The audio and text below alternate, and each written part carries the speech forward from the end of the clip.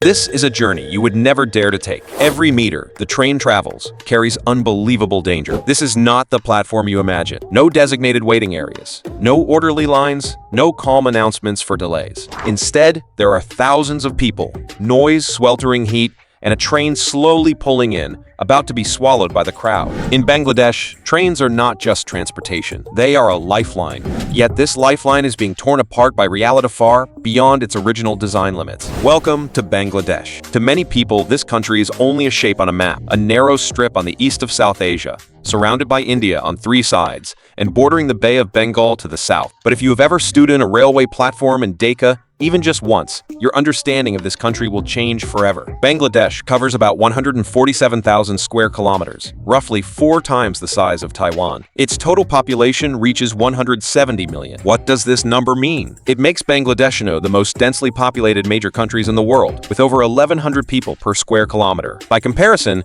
Taiwan has around 650 people per square kilometer, which many already consider crowded. Bangladesh is nearly twice as dense. Dhaka, the capital and largest city of the country, takes this density to an extreme level. The Dhaka metropolitan area has a population of about 22 million, making it one of the world's most crowded cities.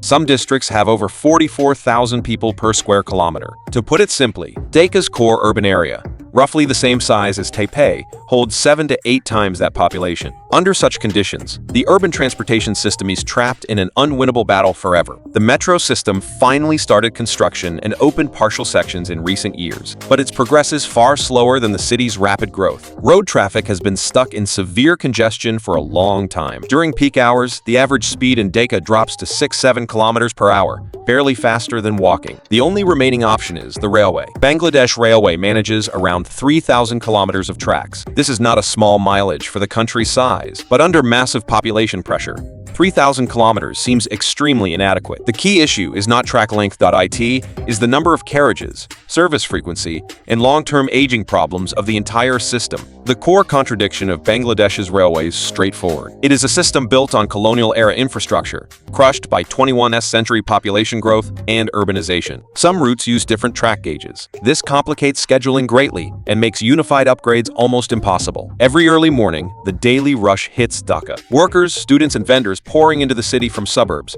no other choice but to crowd onto trains. Crowding is their only option. The scene inside carriages cannot be described by the word crowded. Space is compressed almost to nothing. People press tightly against each other. Arms cannot move freely. The air becomes thin and oxygen poor. Yet the train keeps stopping, trying to take in even more people. Doors cannot close from the very beginning. They are not broken. They simply have no chance to close, because every gap is filled with people. Then comes the moment when all available space is completely used up. Some stand at the edge of doors, half their bodies hanging outside, clinging tightly to door frames and railings. Some squeeze into gaps between carriages, standing in dangerous areas between metal connectors and buffers. Others make an even riskier choice, climbing onto the train roof. Roof riding is not unique to Bangladesh.it has appeared on certain routes and peak periods in many South Asian and African countries. But in Bangladesh, during major holidays and on specific routes, roof riding has become almost normal, or rather, a tragic daily reality. From the outside, people on the roof often look surprisingly calm. Some sit cross-legged, some lie sideways, some chat with each other, as if this is completely ordinary. This calm is chilling. They are not unaware of the danger. They have simply grown used to it. Or rather, they have no alternative. Habit is just another name for survival instinct. The danger is real and exists on multiple levels. The first level, speed and stability. Vibrations from the moving train and centrifugal force during turns can be deadly at any moment for people on the roof with no safety restraints. The second level, low infrastructure clearance. Bangladesh's railways have countless bridges, culverts, and structures. They were designed only for carriages, not for passengers on roofs. This means roof riders may hit bridges or obstacles without any warning. Such accidents have recorded casualties nationwide, especially around major festivals like Eid. These are periods of largest nationwide migration, with roof riders several times more than usual. The third level, high-voltage power lines on electrified routes. Power lines on some electrified sections also not designed for roof passengers. Electric shock accidents are common in official railway accident reports. The Bangladeshi government and railway authority have long banned roof riding. Police are regularly deployed before holidays to stop people from climbing onto roofs. Yet every effort is like trying to stop the tide with bare hands. As long as the fundamental supply-demand imbalance remains, people will find any way to reach their destinations. To understand Bangladesh's railway crisis, we must resist one misleading thought: reducing everything to problems of a poor nation. This explanation seems reasonable, but it ignores deeper structural realities. Bangladesh is actually one of the world's fastest-growing economies over the past 2 decades. Before the pandemic, its GDP growth rate stayed steadily between 7% and 8%. Its garment export industry makes it the world's second-largest garment exporter. A garment factory worker in central Dhaka commutes for hours every day. They exhaust themselves on dangerous trips, stand on assembly lines for 12 hours,